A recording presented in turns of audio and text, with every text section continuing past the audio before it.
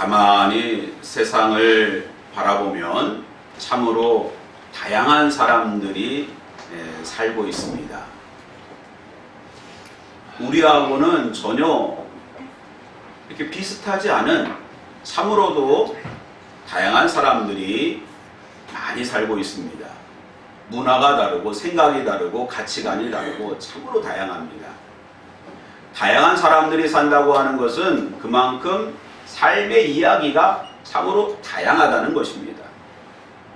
그런데 다양한 삶의 이야기 중에는 공통적인 이야기가 있습니다. 누가 그런 삶을 살았다 그러면 맞아요. 저도 그렇게 살았습니다. 남편이 속을 썩였다고 하면 맞아요. 남편이 왼수예요. 또 자식이 왼수라고 그러면 맞아요. 공통적인 이야기들이 있습니다. 그런데 어떤 사람의 이야기는 우리가 전혀 경험해보지 못한 그러한 얘기들도 있습니다. 최근에 제가 40대 중년의 어떤 여성분의 이야기를 접하게 되었는데 그분의 이야기는 제가 살아온 그러한 경험들과는 전혀 다른 길을 걸어오셨더라고요. 그분은 25살에 저 양주에서 아버지가 크게 사업을 하고 있었는데 그 아버지 사업을 도와주겠다고 거기에 같이 가서 일을 하는 것입니다. 그 사업체는요, 원단을 제조해서 판매를 하는 또 원단을 개발하는 그러한 회사였습니다. 연매출이요 100억이나 되고 회사 정직원도 20명이나 되고 상당히 견실한 그러한 기업이었습니다. 그래서 내가 이 아버지 사업을 물려받겠다 그런 마음으로 한 것이 아니라 열심히 아버지를 도와서 그 회사를 키워나갔던 것입니다. 그런데 갑자기 어느 날 아버지가 병으로 돌아가시게 됩니다. 이 따님이었던 그분이 선택할 그런 선택지가 많지 않습니다. 사업체를 다 정리해서 털어버리고 그리고 이제 어머니를 모시고 그렇게 살면 되겠다라는 한 가지 방법이 있고 다른 하나는 그 사업체를 물려받아서 경영을 하는 것입니다. 근데 문제는 그 회사를 팔려고 하니까 마치 아버지를 없애는 것 같아요. 그런 마음이 드는 거예요. 이 딸이 또 효녀였던 것 같습니다.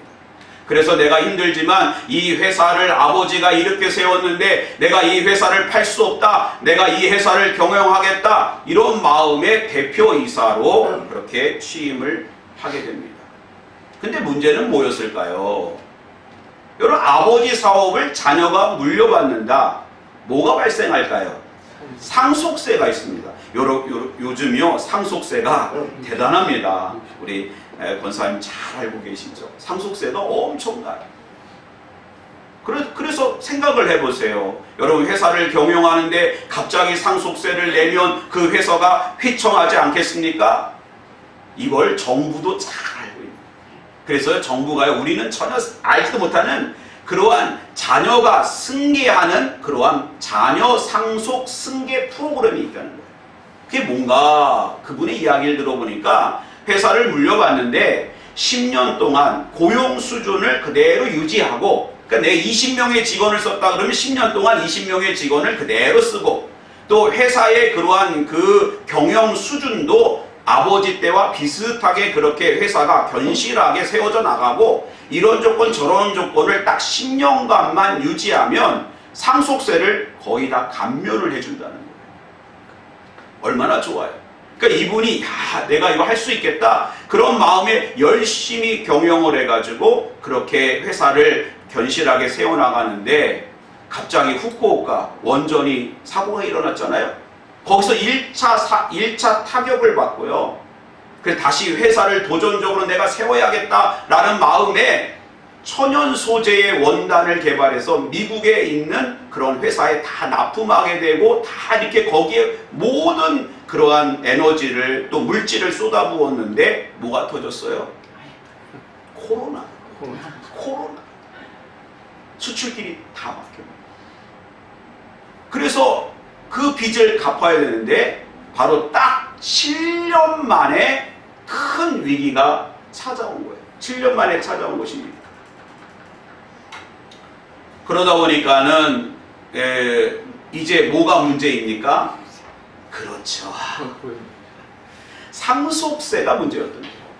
10년을 유지해야 되는데 7년 만에 회사가 문을 닫게 되니까 정부에서요, 그걸 봐주면 좋겠는데 세금은 봐주는 게 없습니다. 그동안에 감면해줬던 세금 다 내라고. 그러니까 이분이 자신의 집도 팔고요, 땅도 팔고, 그동안에 가지고 있는 적금도 다 깨고, 그 상속세를 모든 걸 마련해서 다 세금을 내고 나니까 법인도 회사도 망하게 되고 자신도 파산 신청을 하게 된 것입니다. 알고 봤더니 그분이요, 벌써 일찍 이혼하고 아들 하나 키우며 살고 있더라고요. 어머니도 모셔야 됩니다. 너무너무 힘든 상황 속에서 몸이 좀 너무 안 좋아서 병원에 갔더니 당장 수술을 받아야 된다. 살던 집에서는 이제 길로 이렇게 쫓겨나게 생겼습니다. 여러분이 만약에 이런 상황이면 어떻게 했을까요? 낙심하지 않았을까요? 낭망하고 절망하고 포기도 생각했을 것입니다. 근데 이분은요, 거기서 포기하지 않았어요. 낙심하고 낭망하지 않았습니다. 내가 무너지면 내 아이가, 어머니가 큰일 난다라고 하는 생각에 이제 완전히 모든 것을 다 털고요, 우리나라에는 그래도 복지가 있다, 이런 생각에 동사무소에 갔더니 한부모 프로그램, 그게 있는 거예요. 그 다음에 긴급생계 지원이라는 게 있다는 거예요. 그걸로 이렇게 다시 또 LH에서 주는 집도 마련하고, 그러한 상황 속에서 하나하나 뚫고 일어서는 그러한 이야기들을 하더라고요. 그러면서 자신은요, 낙심이 아니라 다시 소망을 품는다. 아니, 어떻게 그렇게 다 망했는데 소망을 품습니까? 그랬더니 저는요, 제가 물질은 돈과 뭐 이런 모든 것은 다 잃어버렸지만 제가 가지고 있는 경험과 노하우는 아직 남아 있습니다. 때가 되면 다시 일어날 것입니다. 하면서 열심히 다시 사는 그 모습을 보면서, 야, 이분이야말로 진정한 하나님의 백성이구나. 이분이 예수만 믿었으면 더 좋겠다. 내가 빨리 만나서 전도했으면 좋겠다. 이런 생각이 들더라고요. 여러분, 우리가 낙심의 유혹을 받는 것이 아니라 어떠한 자리에 있을지라도 하늘이 무너져도 솟아날 구멍이 있다고 하는, 우리가 믿음의 주여 온전케 하신 하나님의 능력의 팔을 붙잡는 저와 여러분 되시기를 주님의 이름으로 축원드립니다. 오늘은요, 사실상 11월이 마지막 주입니다. 11월 마지막 주고 이제 한 달 남았습니다. 그러니까 마음에 여유가 있어요. 그래도 아직 한 달은 남아있다. 그러나 교회력으로 보면 오늘이 마지막 주예요. 왜냐하면 다음 주부터 대림절이 시작되기 때문에, 대림절은 예수님의 오심을 우리가 기리는 주간 아닙니까? 그렇기 때문에 다음 주가 교회력으로는 시작이에요. 다시 한 해가 시작되는 것입니다. 그러다 보니까는 교회력상으로는 오늘이 마지막 주일이에요. 마지막 주일에 다시 한 해를 돌아보면 정말 감사한 일들이 너무 많습니다. 여러분이 이렇게 이 자리에 와서 건강하게 같이 예배드리고 하나님을 찬양할 수 있는 이 모습이 얼마나 감사한지 모릅니다. 또 예수 그리스도로 말미암아 영원히 죽을 수밖에 없는 우리들이 천국의 소망을 품고 살아가게 되니 얼마나 감사한지 모릅니다. 그러나 한 해를 묵상하다 보면 우리에게 얼마나 낙심의 유혹이 많습니까? 야, 포기해라, 낭망해라, 절망해라, 포기하며 살아라. 그리고 아직까지도 문제가 해결되지 않은 부분들이 우리 가운데 많이 있습니다. 그러나 하나님은, 하나님의 백성은 낙심을 선택하는 것이 아니라 소망을 바라보시기 바랍니다. 기도하고 기대하시기 바랍니다. 우리는 기도하고 기대하는 백성입니다. 오늘 읽은 우리 갈라디아서 본문을 보면은 사도 바울이 1차, 2차 선교 여행을 오늘날의 터키 중남부 지역으로 더베로 들어가서 비시디에 안디옥, 또 루스드라, 이고니온으로 전도를 했고요. 2차 선교 때는 거꾸로 이 이고니온부터 루스드라, 그 다음 비시디에 안디옥을 지나서 소아시아를 지나가지고 어디로 갔습니까? 마게도냐로 넘어갑니다. 마게도냐에서 갈라디아에 있었던 교인들의 소식을 듣고 쓴 편지가 바로 갈라디아서가 되는 것입니다. 갈라디아서는 6장까지 되어 있지만 많은 사람들이 갈라디아서는 작은 로마서다라고 이야기합니다. 로마서의 중심이 무엇입니까? 이심득이, 이심칭의입니다. 오직 의인은 믿음으로 말미암아 살리라. 여러분, 우리의 구원의 문제는 우리의 행위에 있는 것이 아니라 믿음에 있음을 믿으시기 바랍니다. 에베소서 2장 8절 보면 너희는 그 은혜에 의하여 믿음으로 말미암아 구원을 받았으니 이는 너희에게서 난 것이 아니요 하나님의 선물이라. 행위에서 난 것이 아니니 이는 누구든지 자랑하지 못하게 함이라 라고 되어 있습니다. 로마서 3장 20절 보면 그러므로 율법의 행위로 그의 앞에 의롭다 하심을 얻을 육체가 없나니 율법으로는 죄를 깨달음이니라 라고 말하고 있습니다. 율법에 순기능이 있는데 율법이라고 하는 것은 거울이 되어서 우리의 삶을 비추면 우리가 하나님 앞에 무엇이 부족하며 어떤 것이 죄인지를 명확하게 보여줍니다. 그러나 율법은 죄의 문제를 해결할 수가 없습니다. 죄의 문제는 오직 예수 그리스도께서 우리들의 모든 죄를 짊어지시고 십자가에서 돌아가셨고 그 예수 그리스도의 십자가 공로를 의지할 때, 우리가 믿을 때, 영접할 때 하나님께서 우리들의 모든 죄의 문제를 해결하여 주실 줄 믿습니다. 이것이 분명한 것입니다. 그 어떤 행위로도 하나님 앞에 의롭다 하고 인정받을 수 없고 예수 그리스도 십자가 보혈의 은혜로 우리는 하나님의 자녀가 되는 것입니다.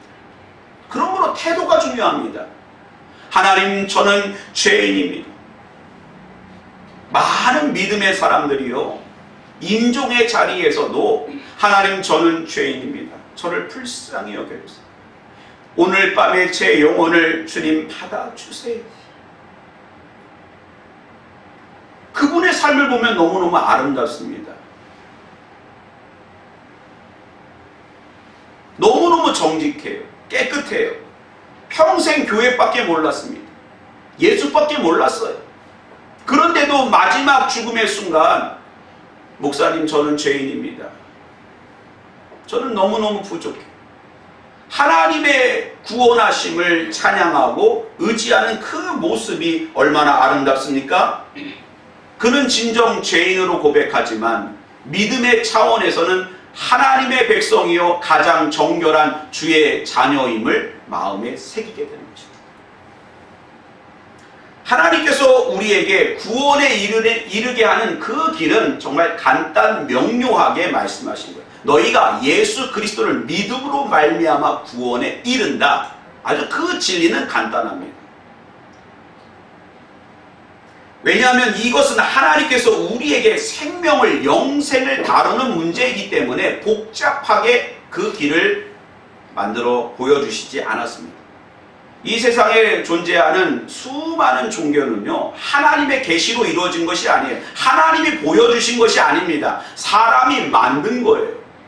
사람이 만들다 보니까 구원에 이르는 길도 사람이 만들었습니다. 얼마나 복잡한지 몰라요. 그리고 그것을 다 했다고 해도 정말 구원의 확신이 없습니다. 그러나 하나님께서 우리에게 주신 것은 다른 이로서는 구원을 얻을 수 없나니 천하 인간의 구원을 얻을 만한 다른 이름을 우리에게 주신 일이 없다고 했습니다. 오직 예수 그리스도 십자가 보혈의 공로로 우리는 하나님께 나아갈 수 있는 것입니다. 구원의 길은, 진리는 간단 명료합니다. 지난 주간에 뉴스를 보니까 부산에서 어떤 전기 택시가 내리막길로 달려오는데 앞에 있는 택시를 피해가지고요, 그래도 사람을 치지 않고 그 사람이 그 순간에도 막 피해를 좀 최소화하려고 갑자기 오른쪽으로 틀어가지고 상가 1층을 팡 받았어요. 전기차가 정말 무섭더라고요. 순식간에 불이 납니다. 순식간에. 그랬더니 옆에 있는 사람도요, 그 앞에 있는 가게 주인도 112로 그냥 또 119로 빨리 신고를 하고요. 그 다음에 그 문에 이제 택시기사분이 나오려고 하는데 정말 찰나의 순간에 지나가던 행인이 0.1초 만에 가가지고 벨트를 풀고 그 사람을 팍 꺼내내더라고요. 와, 너무 빨리 그 일을 하더라고요. 그분이 전기 전문가래요. 그 순간이 1, 2초 사이에 다 이루어졌습니다. 요즘 만약에 그분이 그걸 또 가가지고 뭐 살피고 또 신고하고 그 과정을 살피고 벨트를 이렇게 풀까 저렇게 풀까 그러다가 그분은 돌아가셨을 거예요. 옆에 있는 사람도 다 죽었을 것입니다. 정말 복잡하지 않게 간단 명료하게 벨트를 풀고 그분을 팍 끄집어내더라고요. 여러분도 한번 영상 보세요. 왜 그렇습니까? 생명을 다루고 있기 때문에. 여러분, 우리가 구원을 얻는 길은 하나님 복잡하게 만들지 않았습니다. 우리에게 조건을 따지지 않습니다. 오직 예수. 오직 예수 그리스도를 믿음으로 말미암아 구원을 얻게 하셨습니다. 이것을 사도 바울이 갈라디아 지역을 지나면서 수많은 이방인들에게 그렇게 복잡하게 설명하지 않았고, 우리가 지금까지 어떻게 살아왔는지 그건 중요하지 않지만 오직 예수 그리스도의 십자가 보혈로 우리의 모든 죄를 하나님께서 씻어주셨고, 우리가 예수 그리스도 십자가 보혈의 공로로 하나님의 자녀가 될 수 있습니다. 이것을 너희가 믿으면 되는 것입니다. 이렇게 선포했습니다. 얼마나 간단합니까? 그런데 거기에 사도 바울이 떠난 이후에 거짓 교사들, 그러한 율법주의자들이 들어와서 다른 복음이 있다고 가르치기 시작합니다. 사람들이 귀를 기울입니다. 아니 뭐 새로운 게 있습니까? 다른 복음이 어디 있습니까? 그거는 한 가지입니다. 예수를 믿어도 율법을 다 지켜야 된다고 하는 것입니다. 그래서 갈라디아 교인들은 사도 바울이 어리석다라고 표현한 것입니다.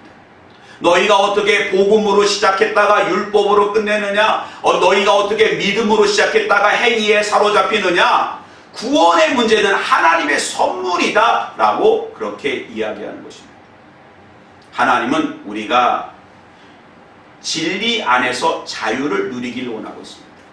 그런데 만약에 우리의 삶이 율법에 얽매이거나 또 육신의 소욕을 좇아서 살아가게 될 때, 성령의 소욕이 아니라 그렇게 율법에 사로잡혀서 육신의 소욕을 따라갈 때 그 안에 자유가 있는 것이 아니라 그로 인하여 오히려 낙심하고 낭망한다는 사실을 기억하시기 바랍니다. 우리가 진리 안에, 복음 안에, 하나님의 말씀 안에 있으면 자유가 있고요. 낙심하지 않습니다. 낭망하지 않습니다. 예수 그리스도와 함께 승리하게 되는 것입니다. 그러나 우리가 다시 율법으로 돌아가고 육신의 소욕을 쫓아서 우리가 살아갈 때 낭망하게 되는 거예요. 그리고 한 해를 돌아보면서 야, 나는 올해 이렇게 왜 경제적으로 마이너스가 되었을까? 왜 내 자녀는 왜 이렇게 좋은 대학에 들어가지 못했을까? 좋은 데 취직하지 못하고 나는 왜 좋은 아파트에 살지 못할까? 나는 왜 차를 못 샀을까? 나는 왜 명품 백을 못 가졌을까? 그러한 모든 것들로, 또 웃으시는 권사님 계시니까 명품 백에 꽂혔나 봐요. 모든 것들이 우리에게 낙심의 요인이 되는 것입니다. 그런데 우리가요, 진리 안에, 믿음 안에, 말씀 안에 성령의 소욕을 쫓아 살아갈 때는 낙심이 아니라 환난은 인내를, 인내는 연단을, 연단은 소망을, 그 가운데서 하나님 우리를 철저히 훈련시키고 하나님의 사람으로 성령의 소욕을 쫓아 열매를 맺으며 동산을 이루며 큰 기쁨에 하나님 나라가 우리의 삶 가운데 확장되어지는 놀라운 기적을 바라보게 될 줄 믿습니다. 낙심의 유혹에 사로잡히지 마세요. 그것은 우리의 믿음을 잡고 행위로 가져갈 때 생기는 것입니다. 율법에 다시 얽매일 때 생기는 것입니다. 성령을 쫓아서 하나님과의 바른 관계를 맺고 나아갈 때 우리 안에는 이러한 그 낙심과 절망이 아니라 사랑과 희랑과 화평과 오래참과 자비와 양성과 충성과 온유와 절제, 하나님 기뻐하시는 그러한 열매로 가득한 감사의 재단이 있게 되는 것입니다. 그럼 우리가 한 해를 마무리하면서 어디에 집중해야 될까요? 첫 번째는 성령으로 우리들의 심령의 밭을 기경하시기 바랍니다. 육신이 우리의 삶을 이끌어가지 않도록, 육신의 소욕이 우리의 삶을 지배하지 않도록 성령으로 여러분의 심령의 밭을 기경하시기 바랍니다. 그 밭을 무엇을 채우느냐, 그것이 중요합니다. 요한복음 1장 47절을 보면 빌립이라고 하는 사람이 예수님의 제자가 되어 나다나엘이라고 하는 사람을 예수님에게 이끌어옵니다. 그랬더니 나다나엘이 처음에는요, 나사렛에서 무슨 선한 것이 날 수 있느냐, 예수님을 인정하지 않습니다. 예수님에 대해서 모르니까 그를 그렇게 존경하지 않는 거예요. 그러니까 예수께서 나다나엘을 보자, 이는 참으로 이스라엘 사람이라 그 속에 간사한 것이 없도다 라고 표현하니까 그 앞에 완전히 부복하는 것이죠. 그 마음에 간사한 것이 없다, 속이는 것이 없다. 바로 우리가 하나님 앞에 성령으로 기경되어 하나님의 밭이, 하나님의 말씀이 우리 가운데 떨어져서 성령께서 우리의 삶을 인도하시는, 다시 한 해를 시작하는 이 마지막 주간이 되시기를 주님의 이름으로 부탁을 드립니다. 성령으로 우리의 밭을 기경할 때 하나님의 말씀이 제대로 심겨지게 되는 거예요. 그러므로 또 줄기가 나게 되는 거예요. 열매가 있습니다. 하나님께 영광이 있는 거예요.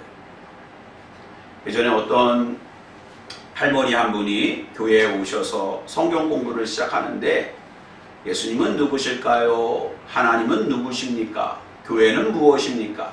이렇게 한과 공부해 나가는데 계속 우세요. 왜 오십니까? 라고 물어봤더니 그동안에 우상 숭배한 것이 하나님 앞에 너무너무 부끄러워서 그렇게 이제 회개하게 된다는 거예요. 여러분, 우리가 정말 낙심하지 않는 것은 우리의 밭의 중심을 잡고 우리가 회개하며 돌이키며 하나님 나라를 품을 때 우리가 흔들림이 없이 하나님을 향하여 나아가게 될 줄 믿습니다. 두 번째는요, 성령의 소욕에 집중하시기 바랍니다. 나무는 왜 열매를 맺을까요? 하나님의 창조적인 명령에 순종하기 때문에 열매를 맺는 것입니다. 물론 자연적으로, 과학적으로 물질 대사를 하고 강합성을 하고 뿌리에서 줄리하고 그것이 산소를 만들고 그런 과정을 통해서 열매 맺지만, 가장 근원적인 대답은 하나님의 창조적인 명령에 순종한다는 거예요. 마찬가지로 우리가 낙심하지 않고 절망하지 않으려면 끊임없이 성령께서 우리에게 무엇을 요구하시는지, 하나님께서 우리에게 무엇을 요구하시는지 하나님의 음성에 귀를 기울이시기 바랍니다. 여러분, 예수님께서 부활 승천하신 이후에 예루살렘에는 두 가지 리더십이 있었어요. 하나는 바리새인들, 서기관들, 율법 그러한 당국자들, 지도자들. 그러한 리더십은 율법을 신봉할 때에 생긴다고 생각했어요. 그러나 그 리더십은 외식적인 리더십이었어요. 그러나 베드로와 요한은, 수많은 사람들이 베드로와 요한을 따랐습니다. 사도들의 리더십은 어디에서 왔습니까? 바로 성령의 리더십. 성령께서 요구하시는 대로 그들이 걸어갈 때 바로 그 가운데 하나님이 세워주신 것입니다. 한 해를 다시 시작하면서 우리는 성령의 소욕에 집중하시기 바랍니다. 예전에 공자께서 제자들에게 이 짧은 인생에 어떻게 살아야 되는 것이 정답일까? 그런 질문을 했더니 수많은 안현이라고 하는 제자가 수제자인데, 안현을 비롯해서 여러 사람들이 이런 이야기를 합니다. 정말 중요한 것은 건강입니다. 또 가족입니다. 또 친구입니다. 또 여러 가지를 등등을 이야기합니다. 그때 공자는 이런 얘기를 했습니다. 가장 중요한 것은, 어떻게 사는 것이 가장 중요한 것은 내가 가르친 대로, 스승이 가르친 대로 그대로 사는 것이다. 여러분, 마찬가지로 우리가 정말 어떻게 살아야 되고 어떤 가운데 낙심이 아니라 소망을 품게 되느냐, 성령이 인도해 주십니다. 하나님의 말씀대로 살 때 여러분, 낙심을 선택하게 하는 것이 아니라 기대와 소망과 승리를 바라보게 될 줄 믿습니다. 마지막으로는요, 하나님의 때를 기다리십시오. 하나님의 때를 기다리십시오. 9절 말씀 우리 같이 한번 읽어보겠습니다. 시작. 우리가 선을 행하되 낙심하지 말지니 포기하지 아니하면 때가 이르매 거두리라. 낙심하는 이유가 뭐예요? 보이지 않으니까. 열매가 보이지 않으니까. 근데 열매가요 금방 맺혀지지 않습니다. 어떤 분이 제게 와가지고, 목사님, 내년에 제가 사과를 드리겠습니다. 아니, 어떻게 사과를 줍니까? 제가 묘목을 사서 다 심어놨습니다. 내년에 사과 먹을 수 있을까요? 절대로 먹지. 사과는요 3년 5년생 가지에 맺히게 되어 있어요. 그러니까 최소한 몇 년, 거의 한 10년 농사를 져야 사과를 제대로 먹을 수 있는 거예요. 마찬가지로 우리가 선을 행하되, 여기서 선이 뭐예요?